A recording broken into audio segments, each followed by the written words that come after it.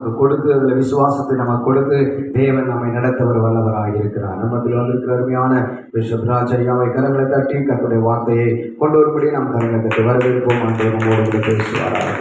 ஆமென். கர்த்தருக்கு ஸ்தோத்திரம். ஆண்டவருக்கு மகிமை உண்டாவதாக. மெய்யான தேவன் இயேசு கிறிஸ்து, வானத்தை பூமியை படைத்தவர் இயேசு கிறிஸ்து, சர்வ வல்லமையுள்ள ஆண்டவர் இயேசு கிறிஸ்து. எல்லாரும் சேர்ந்து சொல்வோம், சேனைகளின் கர்த்தர் பரிசுத்தர், பரிசுத்தர், பரிசுத்தர். சேனைகளின் கர்த்தர் பரிசுத்தர், பரிசுத்தர், பரிசுத்தர். சேனைகளின் கர்த்தர் பரிசுத்தர், பரிசுத்தர், பரிசுத்தர். அல்லேலூயா. இயேசு கிறிஸ்துவின் பரலோக ஊழியங்கள் திருச்சபையிலே நாம் இன்று கர்த்தரை ஆராதித்துக் கொண்டிருக்கிறோம். தேவன் நம்முடைய மத்தியிலே இருக்கிறார். ஆமென். கர்த்தருக்கு ஸ்தோத்திரம். ஒவ்வொரு மாதமும் முதலாவது ஞாயிற்றுக்கிழமை ஸ்தோத்திரம் உங்களிடத்திலே வந்து ஆண்டவருடைய செய்தியை கொடுக்கும்படியாக அனுமதித்த டாக்டர் டேவிட் பாண்டியனை அவர்களுக்கும் சபையாருக்கும் இயேசுவின் நாமத்தில் வாழ்த்துக்கள். கர்த்தர் உங்கள் ஒவ்வொருவரையும் தனித்தனியாய் பெயர் பெயராய் ஆசீர்வதிப்பாராக. நாம் தொடர்ந்து இந்த வருஷம் முழுசும் ஒரே வசனத்தை தியானித்து கொண்டிருக்கிறோம். ஸ்தோத்திரம். யோபு 9ஆம் அதிகாரம் 10வது வசனம். ஆராய்ந்து முடியாத பெரிய காரியங்களையும் எண்ணி முடியாத அதிசயங்களையும் அவர் செய்கிறார் என்று சொல்லி நாம் தியானித்துக் கொண்டிருக்கிறோம். இதில் அநேக வார்த்தைகள் இருக்கிறது. ஆராய்ந்து முடியாத பெரிய காரியங்களை கர்த்தர் செய்கிறார். அந்த காரியம் என்ற வார்த்தையை நாம் தொடர்ந்து வாசிக்கிறோம், தியானிக்கிறோம். அவர் பெரிய காரியம் செய்கிற ஆண்டவர். கர்த்தருக்கு ஸ்தோத்திரம். இன்றைக்கு அதன் வழியாக தேவன் பேசப் போகிற இன்னொரு வார்த்தையை கூட நாம் கவனிப்போம். தானியேல் 6ஆம் அதிகாரம் 28வது வசனத்திலே தானியேலை குறித்து தான் ஒரு வசனம் இப்படி சொல்லப்பட்டிருக்கிறது. தரிவின் ராஜ்யபார காலத்தில், பெர்சியனாகிய கோரேசின் ராஜ்யபார காலத்தில் தானியேலின் காரியம் ஜெயமாய் இருந்தது. தானியேலின் காரியம் ஜெயமாய் இருந்தது. அதில் போடப்பட்ட தானியேலுக்கு காரியம் ஜெயமாய் இருந்தது. அந்த காரியம் ஜெயமுண்டாக ஆண்டவர் அவனுக்கு உதவி செய்தார். ஆமென். அல்லேலூயா. அவன் என்ன காரியம் செய்தானோ அதில் ஜெயம் இருந்தது என்று நாம் வேதத்திலே வாசிக்கிறோம். அவன் அப்படி ஜெயம் எடுப்பதற்கு சிறப்பு காரணங்கள் என்ன அப்படின்னு சொல்லி நம்ம வேதத்தில் நாம் ஆராய்ந்து பார்த்தால், கர்த்தருக்கு ஸ்தோத்திரம், அவன் தேவனை முற்றிலுமாய் சார்ந்திருந்தான். கர்த்தருக்கு ஸ்தோத்திரம். தேவனை முற்றிலுமாய் சார்ந்திருந்தான் என்று நாம் பார்க்கிறோம். பிரியமானவர்களே, கர்த்தருக்கு ஸ்தோத்திரம். வேதத்திலே ஒரு வசனத்தை நாம் வாசிப்போம். ஸ்தோத்திரம். தானியேல் 6ஆம் அதிகாரத்தில் 1வது வசனத்தை வாசிக்கும் போது, ஆளும்படிக்கு ராஜ்யத்தின் மேல்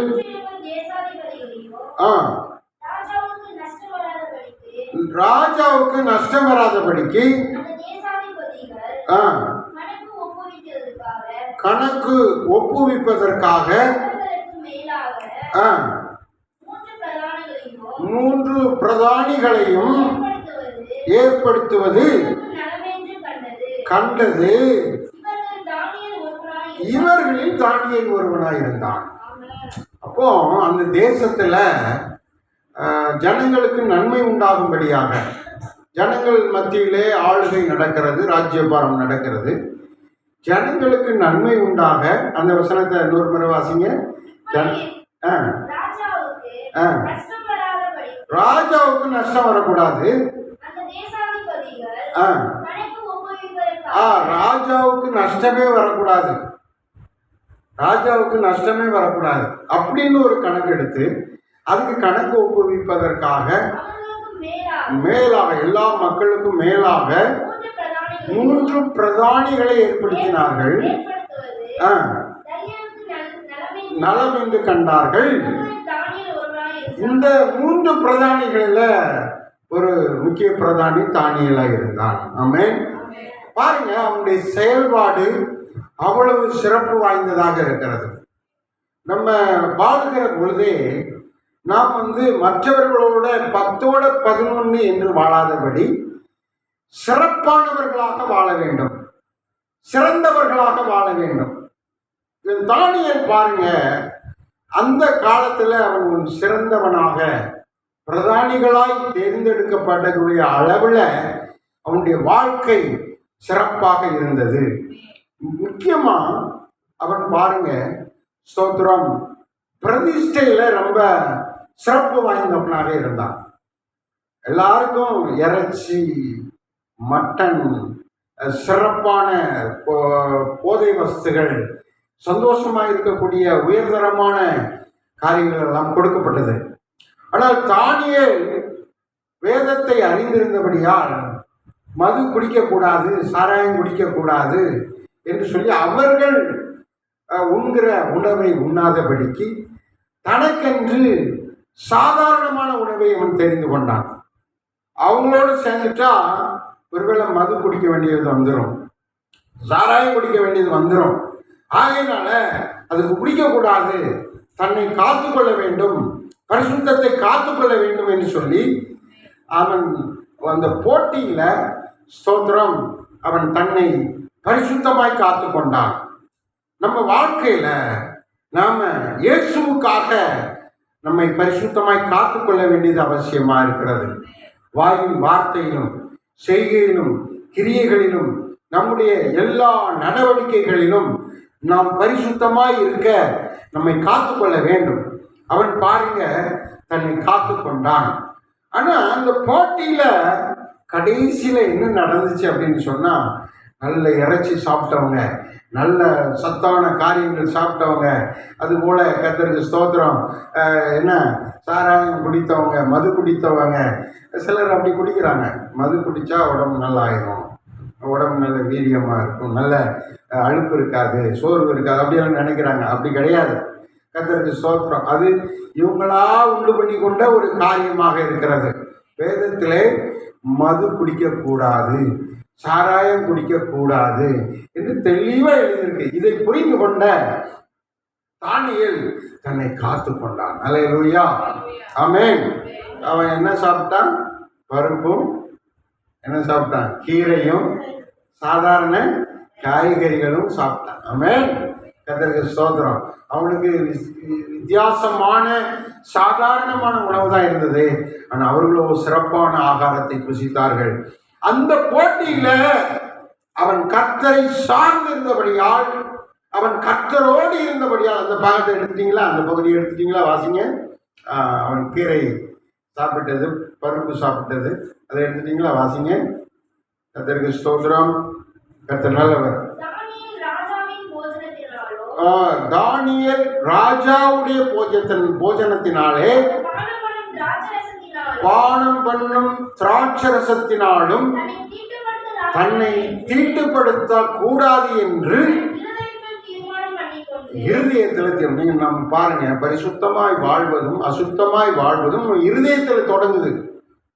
நான் பரிசுத்தமாய் இருப்பேன், நான் கர்த்தருக்காக இருப்பேன், கர்த்தருக்காக பேசுவேன், கர்த்தருக்காக நான் செயல்படுவேன், கர்த்தருக்காக பாடுவேன், கர்த்தருக்காக ஆராதிப்பேன் என்று சொல்லி நம்ம இருதயத்தில் தீர்மானம் எடுக்கணும்.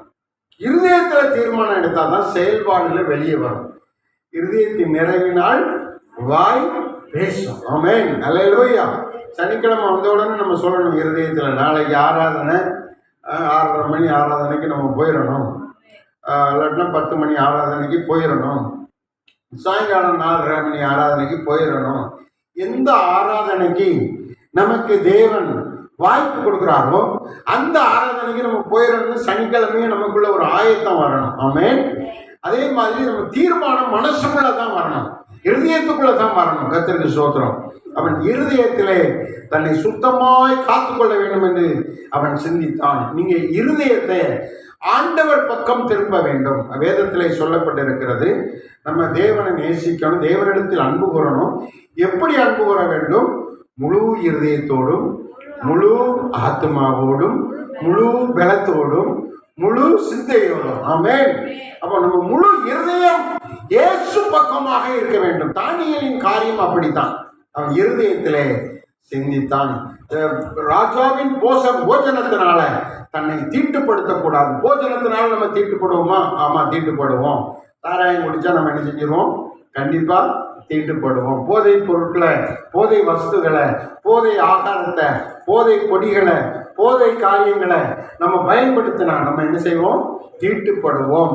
நம்முடைய ஆலயம், சரீரமாகிய ஆலயம் கெடுக்கப்படும் என்று சொல்லி வேதம் சொல்லுகிறது.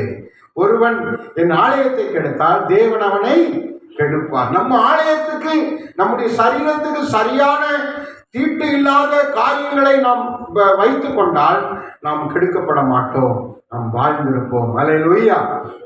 இங்கே சொல்லப்பட்ட விஷயம், தானியேலின் காரியம் ஜெயமாய் இருப்பதற்கு தானியேல் எப்படிப்பட்டவனாய் இருந்தான்? போட்டியிலே ஜெயிக்கிறவனாக இருந்தான். ஆமென். ஆமா, போட்டியிலே ஜெயிக்கிறவனாய் இருந்தான். பிரதிஷ்டையில் தன்னை காத்துக் கொள்கிறவனாயிருந்தான். அது மாத்திரமல்ல, தீட்டுப்படுத்தாதபடிக்கு தன்னை ஆண்டவருக்குள்ளே வைத்து கொண்டான். நீங்க வீட்டிலேயோ வெளியிலேயோ வேலை செய்கிற இடத்திலேயோ நீங்கள் உங்களை தீட்டுப்படுத்தக்கூடாது, தீட்டுப்படுத்த அனுமதிக்க கூடாது. அல்லேலூயா. ஆமா, நம்முடைய பிள்ளைகள் என்ன செய்யக்கூடாது? லவ்ல போயிடக்கூடாது. லவ் பண்ணி ஒரு பிள்ளைகளை மற்ற பையங்களோட பொண்ணுங்களோட அழைச்சிடக்கூடாது. நம்ம எதுக்கு நம்ம பிள்ளைகளை பாதுகாக்கிறோம்? அவர்கள் தீட்டுப்படக்கூடாது. ஆமென். அவர்கள் பரிசுத்தமாய் இருக்க வேண்டும். திருமணம் வரைக்கும் அவர்கள் தங்களை காத்துக்கொள்ள வேண்டும். திருமணம் முடிஞ்ச பிறகு அவங்க குடும்ப வாழ்க்கையில தேவன் அவர்களை ஆசீர்வாதமாய் நடத்துவார். ஆமென். அப்போ நாமும் தீட்டுப்படக்கூடாது, நம்முடைய பிள்ளைகளும் தீட்டுப்படுத்தப்படக்கூடாது. அல்லேலூயா. அதுக்கு அநேக காரியங்களில் பிசாசு யாரை விழுகலாம், யாரை கெடுக்கலாம், யாரை சோத்திரம் கீழே விழத்தெல்லாம் கெடுக்கலாம் என்று சொல்லி சொல்லி தெரிவான். ஏதாவது ஒரு விதத்துல நம்முடைய குடும்பத்தை குற்றமான காரியத்துக்குள்ள வழி நடத்த முயற்சிப்பான். இதுல நாம் ஒவ்வொருவரும் ரொம்ப கவனமாக இருக்க வேண்டும். தானியேலை போல தன்னையும் காத்துக்கொள்ள வேண்டும், தன்னுடைய குடும்பத்தையும் காத்துக்கொள்ளக்கூடிய ஒரு நல்ல ஆலோசனைக்குள்ளாக நாம் நடத்தப்பட வேண்டும். ஆமென். கர்த்தருக்கு ஸ்தோத்திரம். இதிலே அவன் தன்னை தீட்டுப்படாமல் காத்துக்கொண்டான். அந்த பகுதியை வாசிங்க.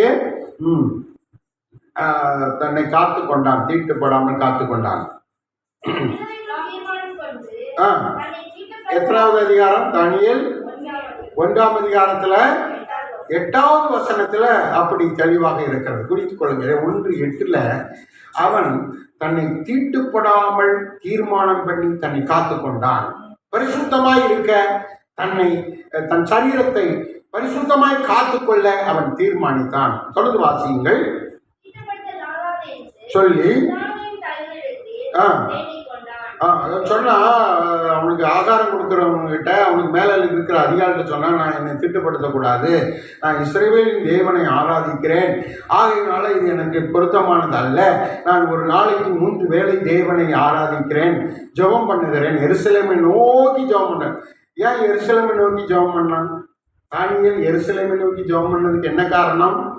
தானியேல் எருசலேமை நோக்கி ஜெபம் பண்றதுக்கு என்ன காரணம்னு கேட்டா, எருசலேம்ல தான் தேவாலயம் இருக்கிறது, தேவாலயத்துல கர்த்தர் இருக்கிறார். அல்லேலூயா. இப்ப நம்ம தேவாலயத்துக்கு ஞாயிற்றுக்கிழமை தேடி வந்திருக்கிறோம். எதுக்கு தேடி வந்திருக்கிறோம்? தேவாலயத்துல கர்த்தர் இருக்கிறார், தேவன் இருக்கிறார், அவரை காண வேண்டும், அவரை தரிசிக்க வேண்டும், அவர் வசனத்தை கேட்க வேண்டும், அவருடைய போதனையை கேட்க வேண்டும். ஆலோசனை இல்லாத இடத்தில் ஜனங்கள் சீர்கெட்டு போவார்கள், விழுந்து போவார்கள், அழிந்து போவார்கள் என்று வேதம் சொல்லுகிறது. ஆமென். ஆகையினால நாம் தேவாலயத்துக்கு வருகிறோம். தானியேல் எருசலேமை நோக்கி ஒரு நாளைக்கு 3 வேளை ஜெபிக்கிறான். காலையிலும் மதியத்திலும் மாலையிலும் 3 வேளையும் அவன் ஜெபிக்கிறான். ஜெபிக்கிறவனாக இருந்தான். பிரியமானவர்களே, அவன் நல்ல ஜெப வீரனாய் இருந்தான். ஆகையினால்தான் அவன் காரியம் ஜெயமாய் இருந்தது. அவன் நன்றாக ஸ்தோத்திரம் தன்னை பரிசுத்தமாய் காத்துக் கொள்ளுகிறவனாய் இருந்தான். ஆகையினால்தான் அவன் காரியம் எப்படி இருந்துச்சு? ஜெயமா இருந்தது. அல்லேலூயா.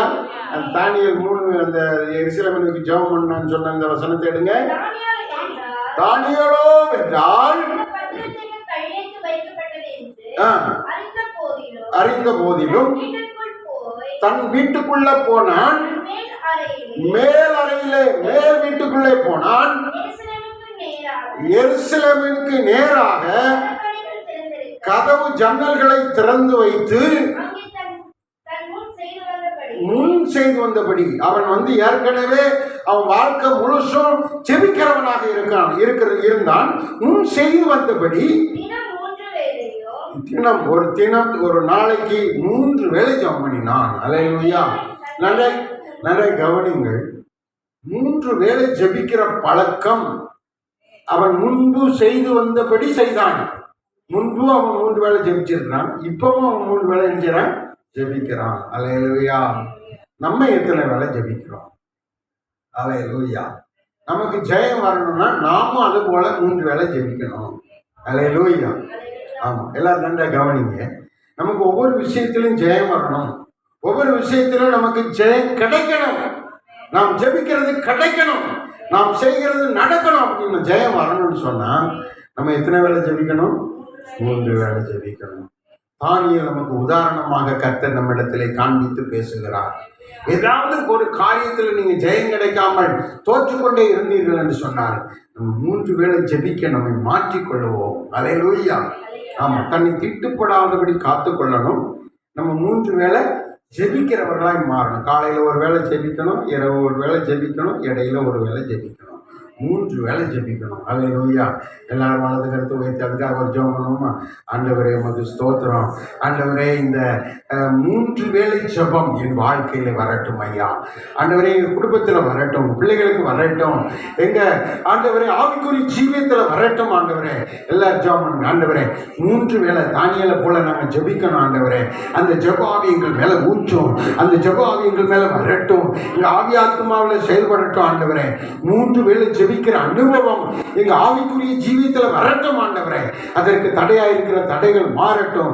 அதற்கு தடையா இருக்கிற ஆண்டவரே எல்லா சூழ்நிலைகளும் மாறட்டும் என்று ஜெபிக்கிறோம். பிசாசுகள் நீங்கட்டும் என்று சொல்லி ஜெபிக்கிறோம். கர்த்தாவே நீர் ஆண்டவரை ஜெயம் எடுக்க உதவி செய்வீராக. தானியேலை போல ஆண்டவரை 3 வேளை ஜெபம் எங்க வாழ்க்கையில வரும்படிக்கு நாங்கள் எங்களை ஒப்பு கொடுக்கிறோம். இயேசுவின் நாமத்தில் ஜெபிக்கிறோம் பிதாவே. ஆமென். அல்லேலூயா. இன்னிலிருந்து நம்ம ஜெபிக்காம இருந்தா 3 வேளை என்ன செய்யணும்? ஜெபிக்கணும். ஆமென். நம்ம 3 வேளை ஜெபிக்கிறது அவ்வளவு ஜெயம் தரக்கூடிய ஒரு வாழ்வு தரக்கூடிய ஒரு விஷயமாக இருக்கிறது. ஆமென். அடுத்து என்ன செய்தான் தானியேல்? அவன் ஜெயம் பெறுவதற்கு தானியேலின் காரியம் ஜெயமாய் இருந்தது. ஜெயம் பெறுவதற்கு மிக முக்கியமாக இருந்தது அவன் வெளிப்பாடு தரிசனம் பெறுகிறவன்.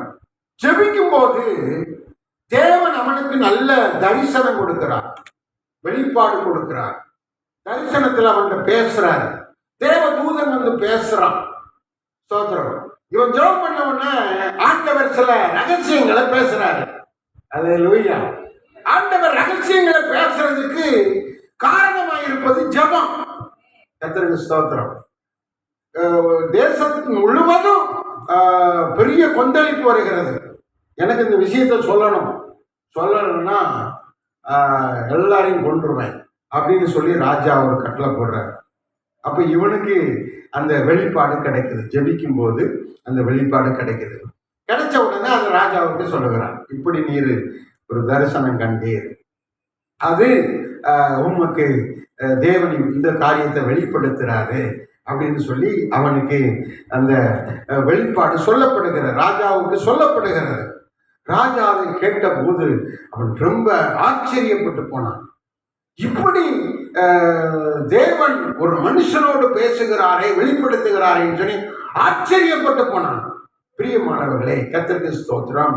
ஆண்டவர் நம்மையும் அப்படித்தான் எதிர்பார்க்கிறார். நாம் வாழ்கிற தெருவில், வேலை செய்கிற இடத்துல, நம்ம ஏரியாக்கள்ல நமக்குள்ள அப்படிப்பட்ட விசேஷித்த வெளிப்பாடுகளை, தரிசனங்களை நமக்கு தந்து நடத்தும்படியாக விரும்புகிறார். அந்த தரிசனங்களை பெற்று அதன்படி நம்மை மாற்றிக்கொள்ள, பரிசுத்தத்தில் முன்னேற சிலர் தரிசனம் சபை விட்டு போற மாதிரி அப்படியெல்லாம் தரிசனம் காணக்கூடாது. அல்லேலூயா. சபையை விட்டு போற மாதிரி நமக்கு தரிசனம் வரக்கூடாது. நாம் சபைக்கு பக்தி விருத்தி அடையும்படியாக தீர்க்க தரிசனங்களை நாம் நமக்குள்ளே ஆண்டவர் கொடுக்கும்படியாக ஜெபிக்க வேண்டும். கர்த்தருக்கு ஸ்தோத்திரம். சபையை விட்டு பிரிஞ்சு தனியாக சண்டே ஸ்கூல் நடத்துகிற மாதிரி, சபையை விட்டு பிரிஞ்சு தனியாக ஒரு சபை நடத்துகிற மாதிரி நம்ம அப்படியெல்லாம் என்ன செய்யக்கூடாது, தரிசனம் காணக்கூடாது. ஆண்டவருக்குள்ளே நம்ம வளரும்படிக்கு, அநேக ஆத்துமாக்களை ஆதாயப்படுத்தும்படிக்கு, ஜனங்களை உஜ்ஜீவிக்கும்படிக்கு நம்ம தரிசனங்களை பெற்றுக்கொள்ள வேண்டும். இங்கே பாருங்க, ராஜாவுக்கு தெரியாத மறைபொருளை கர்த்தர் சோதரம், அதை எடுத்தவங்க வாசிங்க. எடுத்துட்டீங்களா? கர்த்தருக்கு சோதரம். மறைபொருளை, காலங்களை மாற்றுகிறவர், சமயங்களை மாற்றுகிறவர். கர்த்தருக்கு ஸ்தோத்திரம். ராஜாவுக்கு வெளிப்படுத்தும்படிக்கு ஆண்டவர் அங்கே பேசினார். அல்லேலூயா. ஆமா, அவர் சமயங்களையும் காலங்களையும் மாற்றுகிறவர். அவர் ராஜாவுக்கு அதை வெளிப்படுத்துகிறார். இப்படி இருக்கும் ஒரு தேசம். அதெல்லாம் சொல்றதுக்கு நேரம் இல்லை. வாசிங்க.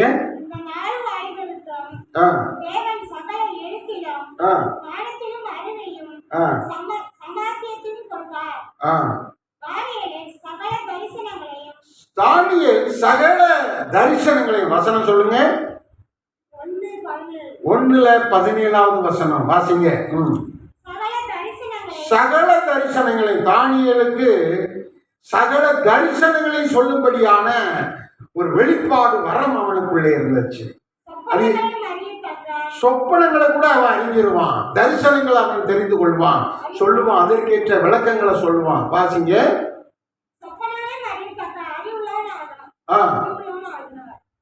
அறிவுள்ளவனாக ஆக்கினார்.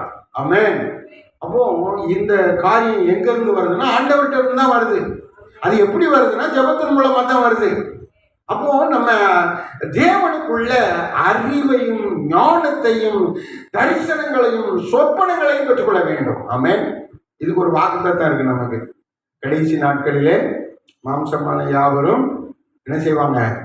சொப்பனங்களை, தரிசனங்களை காண்பார்கள். அப்போஸ்தலர் 2ஆம் அதிகாரத்துல அது தெளிவா இருக்குது. அப்படிதானே?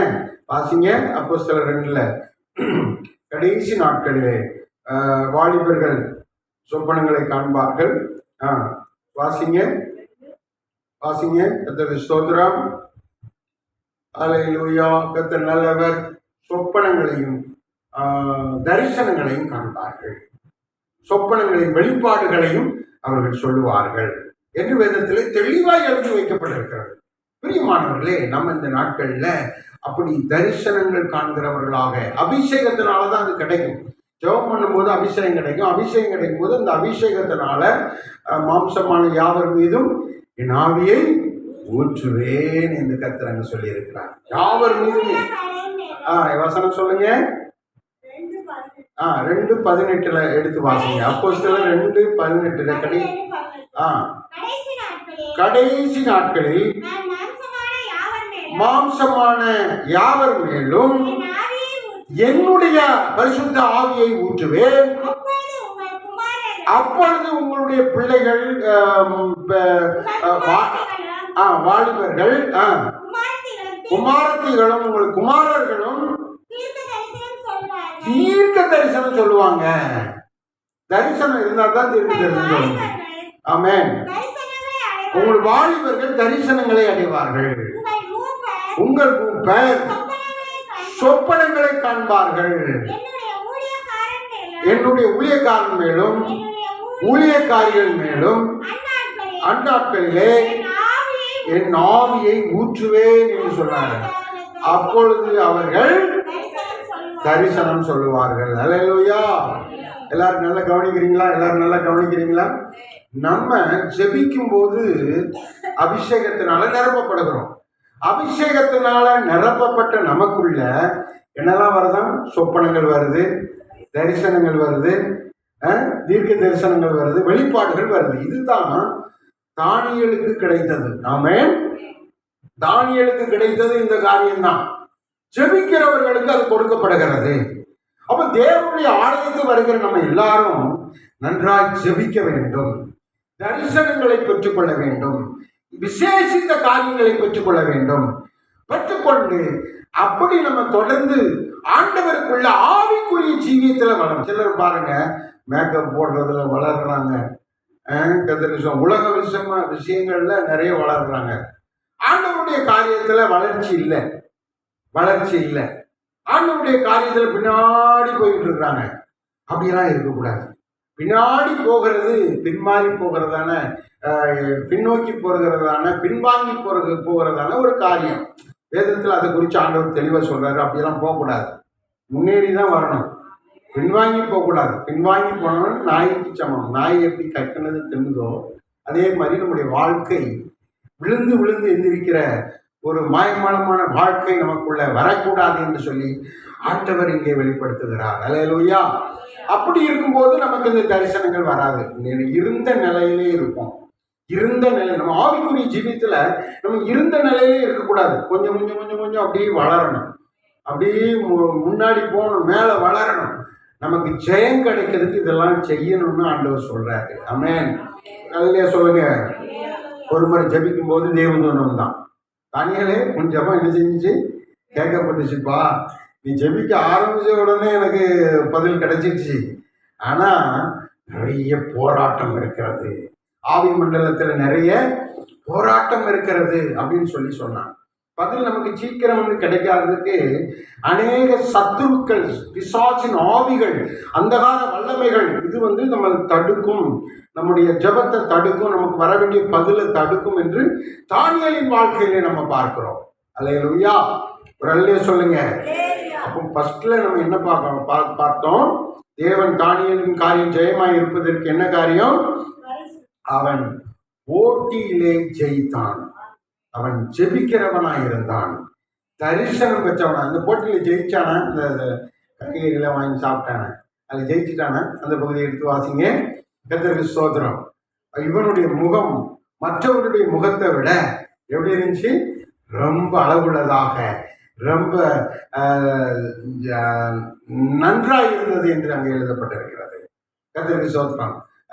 மற்றவர்கள் எல்லாம் இவர்களை விட, தானியேல், சாத்ராக், மேஷாக், ஆபேத்நேகோ விட மட்டமாக தான் இருந்தாங்க. தானியேலோடு கூட இவங்க 4 பேரும் நன்றாக இருந்தார்கள் என்று எழுதப்பட்டிருக்கிறது. ஆமென்.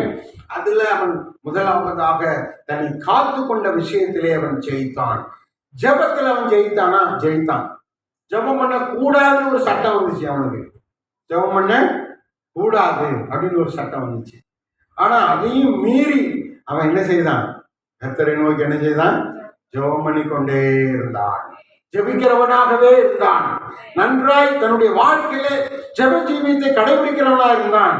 எந்த சட்டத்துக்கும் எந்த ஒரு காரியத்துக்கும் அவன் பயப்படல.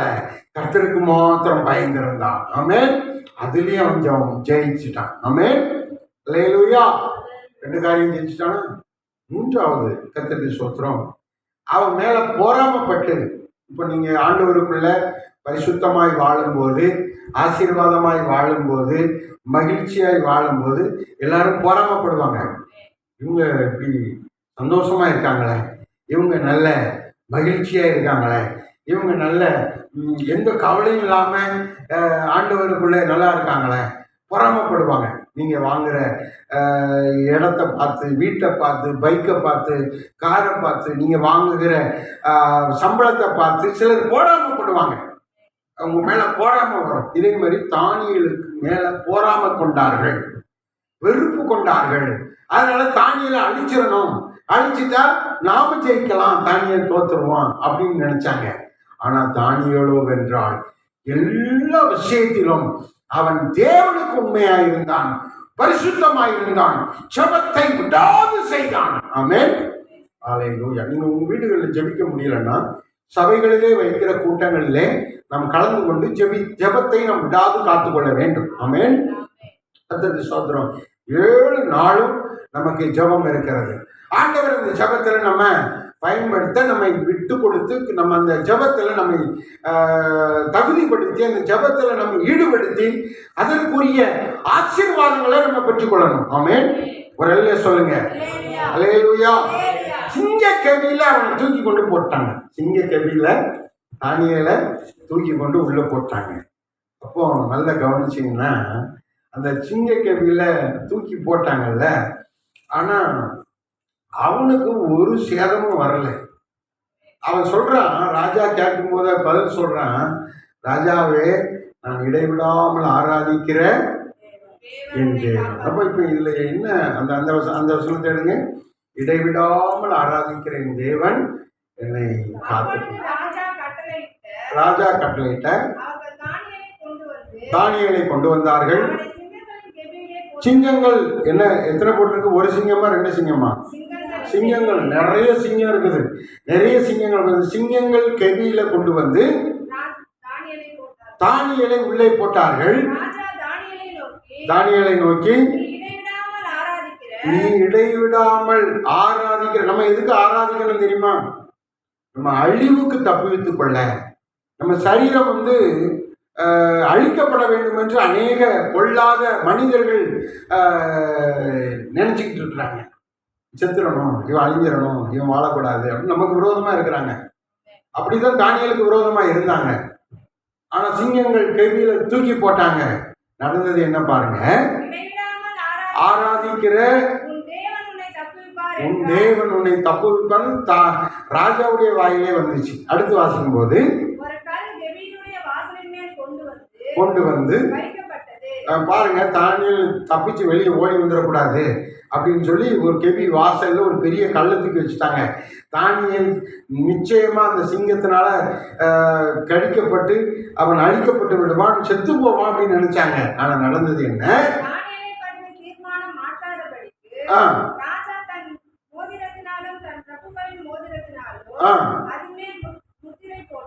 முத்திரை போட்டான். அங்கே ஒரு சட்டம் போட்டு அதுல பெரிய ஒரு திட்டத்தை உண்டாக்கி அவனுக்கு விரோதமான செயல்பாடுகள் இருந்தது.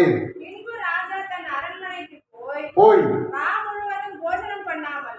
முழுதும் ராஜாவுக்கு தூக்கம் இல்லை. ஏன்னா நம்ம தப்பா நீதி சொல்லிட்டோமோ, தப்பா ஏதோ பண்ணிட்டோமோ, அவனுக்கு ஒரே தூக்கமே வரல. உங்களுக்கு விரோதமாய் செய்கிறவர்கள் எந்த ஒரு காரியமா இருந்தாலும் அப்படிப்பட்டவர்களுக்கு என்ன வராது? ஆமா, தூக்கமே வராது. காரணமா இருந்தவர்களுக்கு கூட தூக்கம் வராது. ராஜாவுக்கு காரணமாக இருந்தான். தானியேலின் சாவுக்கு ஒரு காரணமா தெரியாம கையெழுத்து போட்டான், தெரியாம முத்திரை போட்டுட்டான் பாருங்க. அதனால அவனுக்கு தூக்கமே வரல. தொடர்ந்து நம்ம வாசிக்கும் போது என்ன காண்கிறோம்? பண்ணாமல் சந்தோஷமான பாட்டுகள் கேட்காம வரவிட்டாமல் இருந்தான். போயிட்டு காலையில அதிகாலையில தானியேலுக்கு ஒரு சேதமும் வரக்கூடாதுன்னு சொல்லிட்டு எழுந்து கெபிக்கு சீக்கிரமாய் வந்தான். ராஜா கெபின் கிட்ட வந்தபோது துயர சத்தமாய் கதறினான், தானியேலே, ஜீவனுள்ள தேவனுடைய தாசனே, நீ இடைவிடாமல் ஆராதிக்கிற உன் தேவன் உன்னை தப்புவிக்க வல்லவராயிருந்தாரா? ஆமென், அல்லேலூயா. நல்ல கவனிங்க. சிங்கங்களுக்கு நம்ம தப்புவிக்கப்பட வேண்டும், அழிவுகளுக்கு தப்புவிக்கப்பட வேண்டும், பாதுகாப்பாய் வாழணும்னு சொன்ன நம்ம கர்த்தரை ஆராதிக்கணும். ஆண்டவர் என்ன செய்யணும்? ஆராதிக்கணும். அதுதான் இந்த ஆராதனை. இவ்வளோ கஷ்டப்பட்டு ஒரு சபையை கட்டி, இவ்வளோ கஷ்டப்பட்டு சேர்ந்த ஒரு குடும்பம் ஃபுல்லாக இதில் நின்று இந்த சபையை நடத்துறதுக்கு காரணம் என்ன தெரியுமா? நம்ம ஆராதிக்கணும், பொல்லாப்புக்கும் ஆபத்துக்கும் தப்புவிக்கப்படணும் அப்படிங்கிறதுக்காக தான் இந்த ஆராதனை. இந்த ஆராதனை அவ்வளோ முக்கியம். நாம் பூமியில பரிசுத்தமாய் வாழ்வதற்கு, மகிழ்ச்சியாய் வாழ்வதற்கு, சமாதானமாய் வாழ்வதற்கு நாம் ஆராதிக்க வேண்டும் என்பது மிக முக்கியமான காரியமாய் இருக்கிறது. அது ராஜா சொல்லும் போது அங்கே எதிர்குறள் என்ன வருகிறது பாருங்க. தானியேல், ராஜாவே நீர் வாழ்க அப்படின்னு சொல்றான். அல்லேலூயா. ஆமா, இப்போ முதலமைச்சர் வாழ்கன்னு சொல்றாங்கல்ல, பிரதமர் வாழ்கன்னு சொல்றது எங்க இருந்து ஆரம்பிச்சிச்சு? இங்க இருந்து ஆரம்பிச்சு. அவனை சொல்ற விஷயமெல்லாம் இந்த பைபிள்ல இருந்து தான். ராஜாவே நீர் வாழ்க, முதலமைச்சர் வாழ்க, எம்பி வாழ்க, எம்எல்ஏ வாழ்க, பிரதமர் வாழ்கன்னு சொல்றாங்கல்ல, இங்க இருந்து தான் கத்துக்கிட்டாங்க. இதைத்தான் அவங்க எல்லாரும் சொல்லிக்கிட்டு இருக்காங்க. பைபிள் உள்ளது தான் சொல்லிக்கிட்டு இருக்கிறாங்க. ஆனால் இந்த சோத்திரம் அவர்கள் வழிபடுவது வேறு ஒரு காரியத்தை வழிபடுறாங்க. வேதத்தை கடைபிடித்தாலும் அவர்கள் வேறு ஒரு காரியத்தை வழிபடுறாங்க. வாசிங்க. சிங்கங்கள் என்னை சேதப்படுத்தாதபடி சிங்கம் என்னைய சேதப்படுத்தவே இல்லை, நான் சாகவே இல்லை. தம்முடைய தூதனை அனுப்பி யார் அனுப்புனாராம்? தேவன் தாமே அங்கேயும் கூட ஒரு தரிசனம் பார்த்துருக்கான். எப்படி அந்த சிங்கம் வராமல் அவன்கிட்ட வராமல் இருந்துச்சுன்னா, சிங்கங்கள் எல்லாம் அங்கே இருக்குது, ஆனால் அப்படியே நிற்குது. இவன் பக்கமே வரல. இவன் கெபிக்குள்ளே இருக்கிறான், இவன் பக்கமே சிங்கம் வரல. கொஞ்சம் யோசனை பண்ணி பாருங்க. அந்த சிங்கம் எல்லாம் யூரின் போகும், பாத்ரூம் போகும், டாய்லெட் போகும். இது அந்த ஒரு அசிங்கமான ஒரு இடத்துல தான் தானியல் என்ன செஞ்சுருக்கிறான், 24 மணி நேரம் இருந்திருக்கிறான். இந்த மக்கள் எல்லாரும் பொறாமைப்பட்டு அப்படியே அவனை அழிச்சிடணும், அவனை தூக்கி அது உள்ளே போட்டாங்க. ஆனால் அங்கே அவன் ஸ்தோத்திரம் என்ன செஞ்சுக்கிட்டு இருந்திருப்பான். அங்கேயும் 3 வேளை என்ன செஞ்சிருப்பான், ஜெபம் பண்ணிக்கிட்டு இருந்திருப்பான். தரிசனத்திற்காக தேவனை நோக்கி பார்த்து கொண்டிருப்பான். அப்போ அவனுக்கு கிடைச்ச தரிசனம், தேவ தூதர்கள் அங்கே வந்தாங்களாம். தேவ தூதர்கள் வந்து சிங்கங்கள் வாய்களை என்ன செஞ்சுட்டாங்களாம், கட்டி போட்டார்கள் என்று அவன் தெளிவாக சொல்றான். உங்களுக்கு விரோதமாய் இருக்கிற சிங்கமாய் இருந்தாலும், பிசாசாய் இருந்தாலும், மனிதர்களாய் இருந்தாலும் அவர்கள் கட்டப்படுவார்கள், கட்டுண்டு போவார்கள். அவர்கள் செயல்படாத முடி கட்டப்பட்டு போவார்கள். அவர்களுக்கு எனக்கு பட்டி தான். ஆமென். கர்த்தருக்கு ஸ்தோத்திரம். அல்லேலூயா, அல்லேலூயா.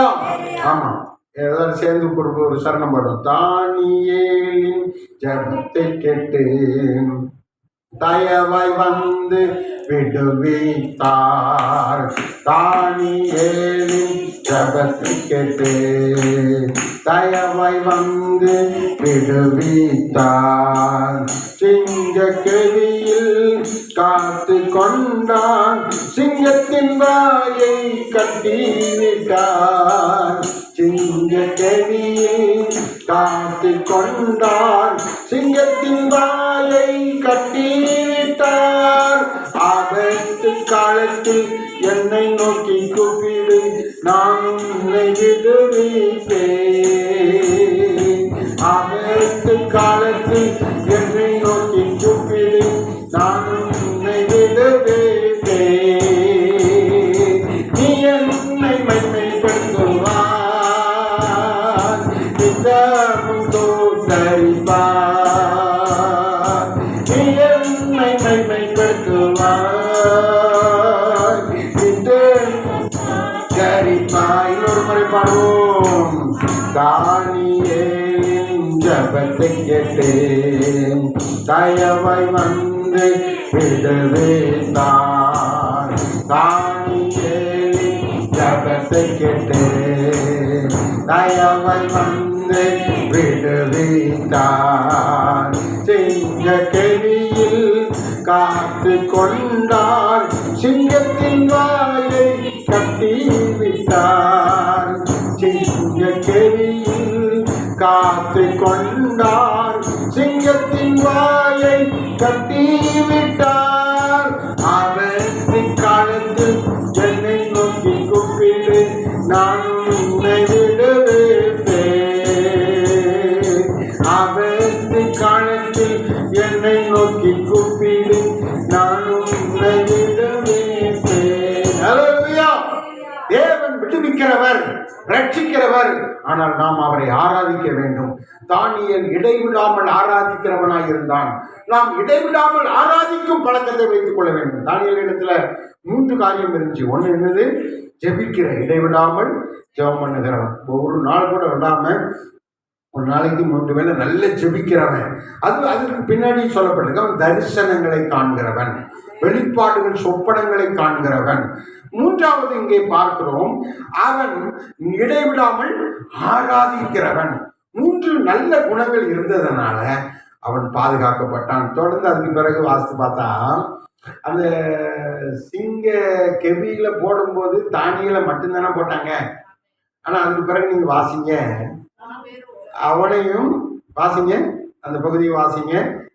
அதற்கு பின்பு தானியேலை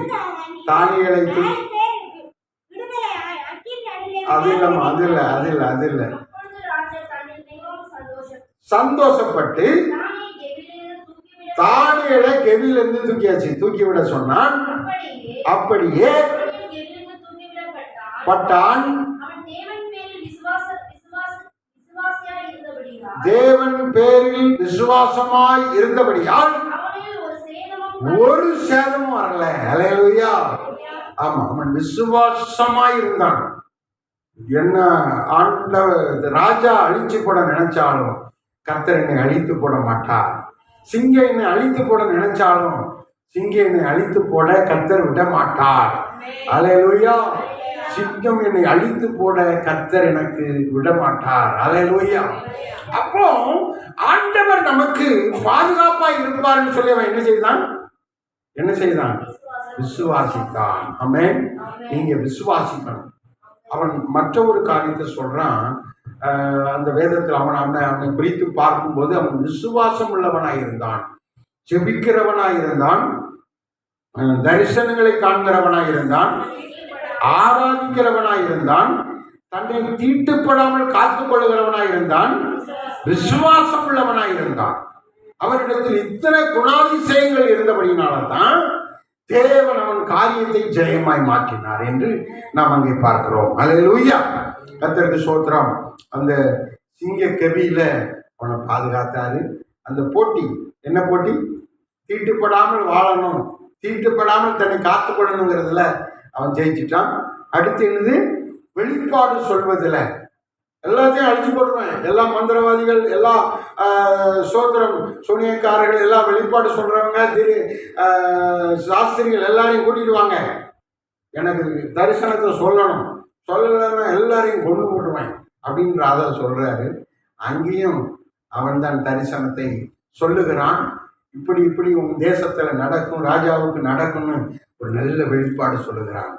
அப்போ அந்த ராஜா ரொம்ப ஆச்சரியப்பட்டு தேவனை புகழுகிறார். என்ன சொல்றார் தெரியுமா? காலங்களை மாற்றுகிறவர், அவர் ராஜாதி ராஜா அப்படின்னு சொல்லி ராஜாவை புகழ்றான். பாருங்க.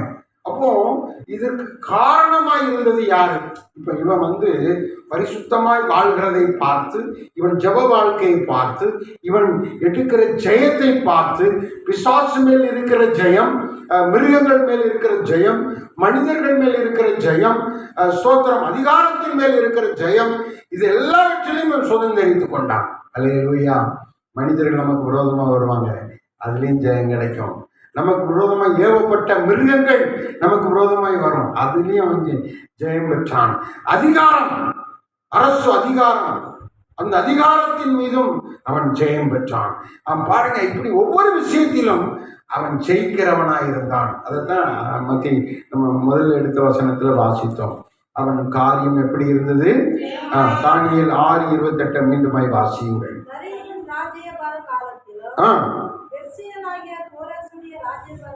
காலத்திலும் தானியேலின் காரியம் ஜெயமாயிருந்தது. தானியேலின் காரியம் ஜெயமாயிருந்தது. எல்லா ராஜாக்கள் காலங்களிலும் அவன் வாழ்ந்திருக்கிறான். 2 ராஜா சொல்லப்பட்டிருக்கு, அப்படிதானே? ஆமா, தரிய ராஜா, பெர்சியா, இவங்க காலத்துல அவன் வாழ்ந்திருக்கிறான். ஆனா அந்த காலத்துல அவன் காரியம் எல்லாம் ஜெயமா இருந்துச்சு. ஆமென். அல்லேலூயா. அவன் வேதத்துல நல்ல பெரிய ஸ்தானத்துல, ராஜாவுக்கு அடுத்த ஸ்தானத்துல அவன் உயர்த்தப்பட்டான் என்று அங்கே சொல்லப்பட்டிருக்கிறது. எனக்கு அருமையானவர்களே, இன்றைய நாட்களில் தேவனை தேடி வந்திருக்கிற நீங்க உங்க வாழ்க்கையில உயர்த்தப்படுவதற்கு, உங்கள் காரியங்கள் எல்லாம் ஜெயமாய் மாறுவதற்கு நீங்க ஜெயிக்கணும். ஆமென். ஆவிக்குரிய ஜீவியத்தில் என்ன செய்யணும்? ஜெயிக்கணும். அந்த வசனத்தை நம்ம அடிக்கடி வாசித்திருப்போம். அந்த வசனத்தை மீண்டுமா எடுத்தவங்க வாசிங்க. அந்த வெளிப்படுத்தல் 3ஆம் அதிகாரத்தில் 1வது வசனத்திலே வாசிங்க. அதில் சொல்லப்பட்ட வார்த்தைகள் நம்ம வாசித்து நாம் முடிக்க போகிறோம். கர்த்தருக்கு ஸ்தோத்திரம். வாசிங்க. சபைக்கு நீ எழுது. அதாவது ஒவ்வொரு நிகழ்வுகளையும் எழுதணும், நடவடிக்கைகள் எழுதணும், ஒவ்வொரு காரியத்தையும் நம்ம எழுதணும். ஆண்டவர் பேசுறதை எழுதணும். ஆண்டவர் நமக்கு குடும்பத்துக்கு சொல்ற வார்த்தைகளை நம்ம எழுதி வைத்துக் கொள்ள வேண்டும். இன்னைக்கு நான் ஆராதனைக்கு போனால் என்னென்ன காரியம் கர்த்தர் என்னிடத்துல பேசினாரு, எனக்கு தான் பேசுறாரு அப்படின்னு நீங்க அதை எழுதணும். உங்களுக்கு உரிமையாக்கி கொள்ள வேண்டும். அதில் நம்ம சரிபடுத்திக் கொள்ள முடியும். ஆண்டவருடைய காரியம் அதிலே நமக்கு மேன்மையை கொண்டு வரும் என்று சொல்லி இங்கே எழுத சொல்லப்பட்டது. எழுதுகிறதாவது என்னவென்றால் ஆ ஏழு நட்சத்திரங்களையும் உடையவர்களாய் சொல்கிறதாவது, ஆ கிரியைகளை அறிந்திருக்கிறேன். உன் கிரியைகளை அறிந்திருக்கிறேன் நீ உயிருள்ளவன் என்று பெயர் கொண்டிருந்தோம். இன்றைக்கு இந்த பூமியில் அநேகர் உயிரோடு தான் இருக்கிறாங்க, ஆனால் அவங்க செத்து போயிருக்கிறாங்க. அவங்க ஆவிக்குரிய ஜீவியம் செத்து போயிருக்கிறது. உள்ளான மனுஷன் செத்து போயிருக்கிறான். வாழ்வதே தப்பு, பிரயோஜனம் இல்லாத ஒரு வாழ்க்கை வாழ்ந்து கொண்டிருக்கிறார்கள். ஆனால் நாம் அப்படி அல்ல. ஜீவனுள்ள தேவனை ஆராதித்து ஜீவனை பெற்றுக்கொண்டு ஜீவிக்கிறவர்களாக இருக்கிறோம் என்று இந்த வேதவசனம் நமக்கு தெளிவாக போதிக்கிறது. தொடர்ந்து வாசியுங்கள். விழித்துக் கொண்டு நீங்க விழிப்பாயிருங்க. சாகிறதுக்கு ஏதுவாக இருக்கிறவர்களை சிறப்படுத்துங்க. அதாவது நம்ம குடும்பத்தில் கூட சிலர் ஆக்டிவேட்டாக இருக்க மாட்டாங்க. ஆவிக்குரிய வாழ்க்கையில் ஆக்டிவேட்டாக இருக்கும். ஜெபம் பண்ண மாட்டாங்க, வேதம் வாசிக்க மாட்டாங்க, ஸ்தோத்திரம் ஜெப கொடுத்து வர மாட்டாங்க. அவங்கள ரொம்ப பிடிச்சு தள்ளி தள்ளி கொண்டு வரணும். இப்படி சில விஷயங்கள்ல அப்படியே பின்னாடி போய்கிட்டு இருப்பாங்க. அப்படிப்பட்டவங்களெல்லாம் நம்ம என்ன செய்யணுமா? சிறப்படுத்தணும். அவங்களுக்கு நல்ல அறிவுரை சொல்லி அவங்களுக்கு உற்சாகப்படுத்தி அவங்கள ஆண்டவருடைய ஆலயத்துக்கு கொண்டு வரணும். தொடர்ந்து வாசிங்க.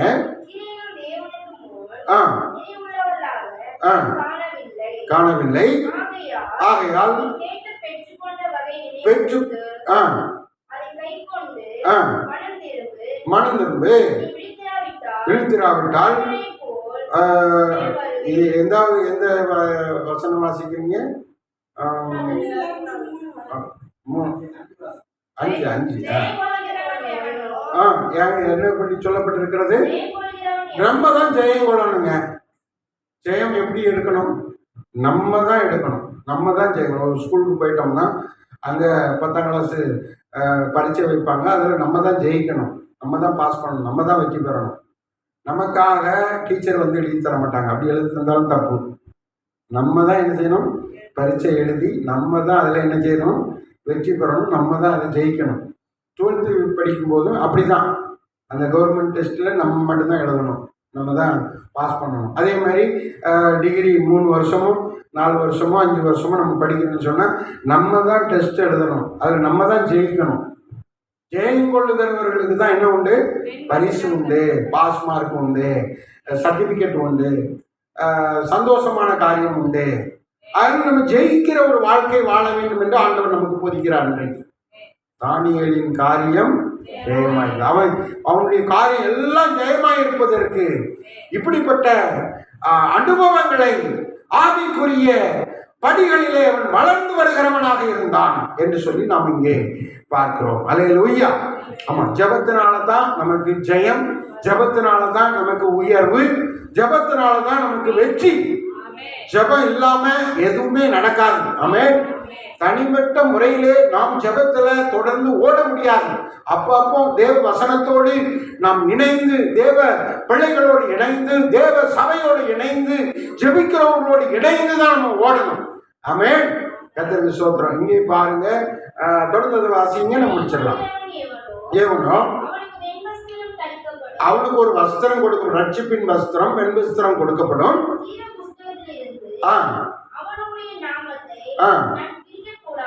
அப்ப என்ன அர்த்தம்? கிறுக்கி போட மாட்டேன் அப்படின்னு என்ன அர்த்தம்? ஜீவ புஸ்தகத்துல அவன் பேர் இருக்கும், அதை அழிச்சிட மாட்டாரு. ஆமா, ஜெயம் கொள்றவங்க பேரு ஜீவ புஸ்தகத்துல எழுதப்பட்டிருக்கும், அது அழிக்கப்பட்டிருக்காது. அவன் எழுதப்பட்டவனாக காணப்படுவான். தொடர்ந்து வாசிக்கும் போது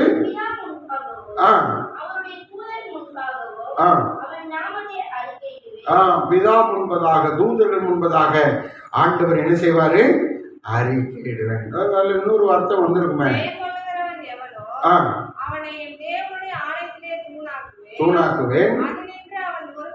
இல்ல அது இல்ல, அதுல இன்னொரு வசனம், ஜெயம் கொள்ளுகிறவன் வெண் வஸ்திரம் தரித்து என்னோடு கூட, அந்த வசனத்தை வாசிங்க. அவரு கூட நம்ம நடக்கணும், சஞ்சரிக்கணும் அப்படிங்கிறது. எத்தனாவது வசனம்? 3-4 வாசிங்க. வஸ்திரங்களை அசுசிப்படுத்தாத சர்தையிலே உண்டு. இப்போ யார் பாத்திரவான்களா? ஆண்டவர் கூட நடக்கிறாங்கள, ஆவிக்குரிய ஜீவிதத்தில் வளர்றாங்கள, அவங்க தான் பாத்திரவான்கள். அவர்கள் பாத்திரவான்களானபடியால் வெண் வஸ்திரம் தரித்து நடப்பார்கள். அவர் கூட நடக்கணும், அவர் கூட வாழணும், இயேசுவோடு வாழணும், இயேசுவோடு நடக்கணும். இதுதான் தானியேல் செய்தான். அப்படி செய்ததுனால அவனுக்கு என்ன உண்டாயிற்று? ஜெயம் உண்டாயிற்று. அல்லேலூயா. அவனுக்கு என்ன உண்டாயிற்று? ஜெயம். அவன் காரியம் எல்லாம் ஜெயமா மாறிச்சு. உங்க காரியங்கள் எல்லாம் ஆண்டவர் ஜெயமாய் மாற்றப் போகிறார். அதுக்கு தான் உங்ககிட்ட என்ன செஞ்சுட்டு இருக்கிறாரு? பேசி கொண்டிருக்கிறார். ஆமென். அல்லேலூயா. ஆமா, அவன் எதிலெல்லாம் ஜெயித்தான் சொல்லுங்க? ஜெபத்துல ஜெயித்தான். அடுத்த எதுல ஜெயித்தான்? விசுவாசத்துல ஜெயித்தான். அடுத்த எதுல ஜெயித்தான்? பரிசுத்தத்துல ஜெயித்தான். சொப்பனத்துல அவன் ஜெயித்து நல்ல தரிசனங்களை பெற்றான். ஆமென். இப்படி ஸ்தோத்திரம். வெளிப்பாடு சொல்லுவதில் அவனுக்கு ஒரு ஜெயம் இருந்தது, ஜெபத்தில் அவனுக்கு ஒரு ஜெயம் இருந்தது, போட்டியில அவனுக்கு ஒரு ஜெயம் இருந்தது. ஒரு போட்டி இருந்தது, அந்த போட்டியில் அவன் தான் ஜெயித்தான். ஆமென். அல்லேலூயா. அவன் தான் நல்லவனா. அந்த அந்த வசனத்தை மட்டும் நம்ம வாசிக்கல. அவர்கள் மற்றவர்களை விட தானியேலோடு கூட இருந்தவர்களும் அவர்கள் முகம் நன்றாய் இருந்தது. அவர்கள் ஆசீர்வதிக்கப்பட்டார்கள், அவர்கள் சிறப்பானவர்களாய் தெரிந்து கொள்ளப்பட்டார்கள். வாசிங்க அந்த இடத்த.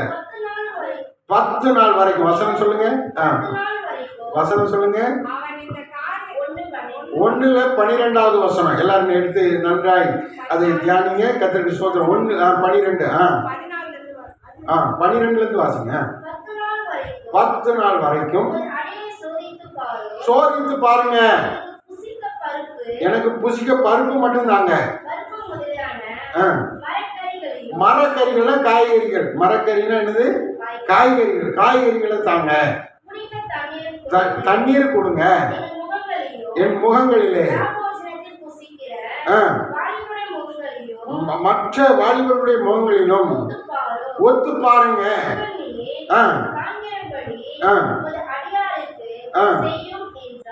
செய்யும் என்றான். செவி கொடுத்து 10 நாள் அளவும் அப்படியே செய்து சோதித்து பார்த்தார்கள். சென்ற பின்பு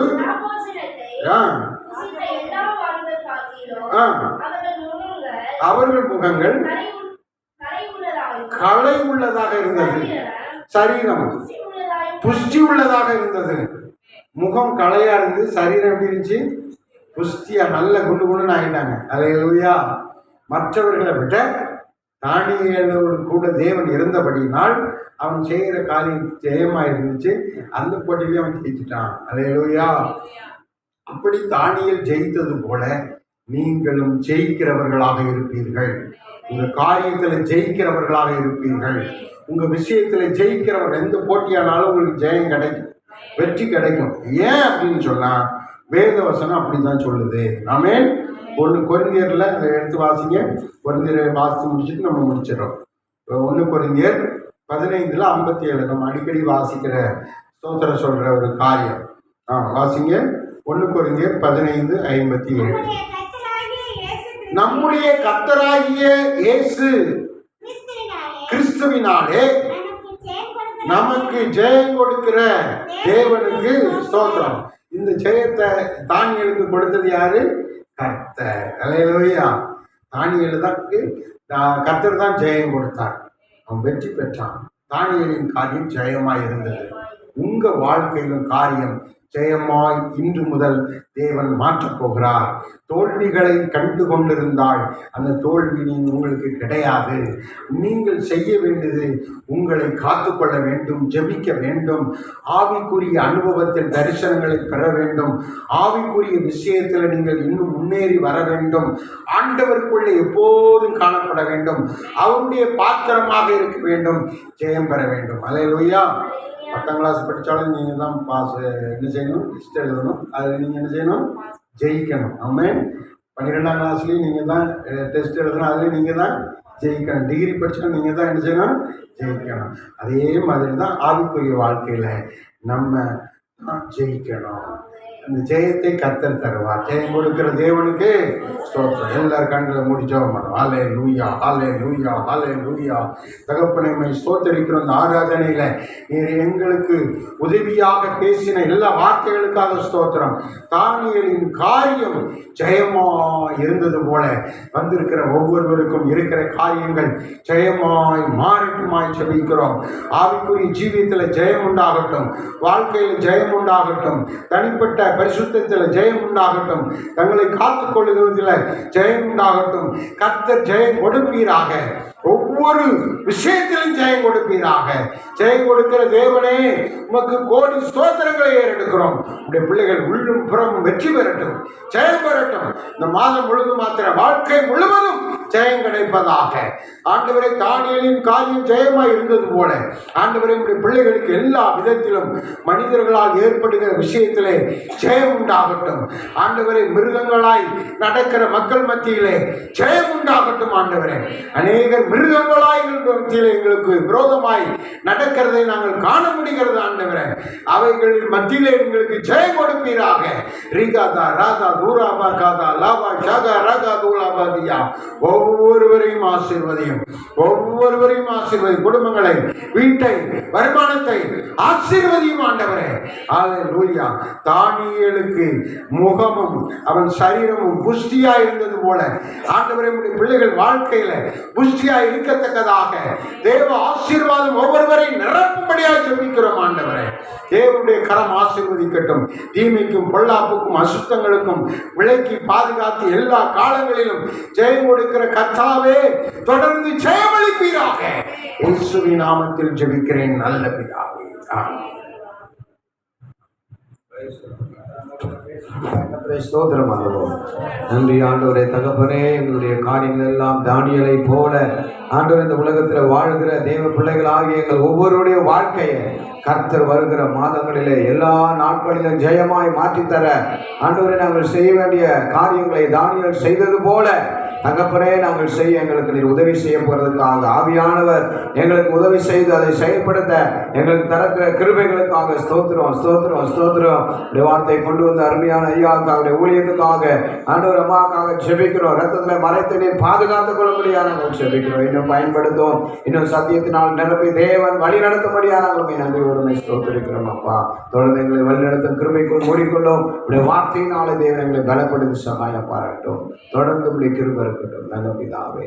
ஆமென். நம்ம எல்லாரும் எழுதி நின்று ஒரு பாடலை பாடும்போது ஆண்டவருக்காக காணிக்கை செலுத்தி ஆண்டவர் நாமத்தை பயன்படுத்துவோம். ஜெயா.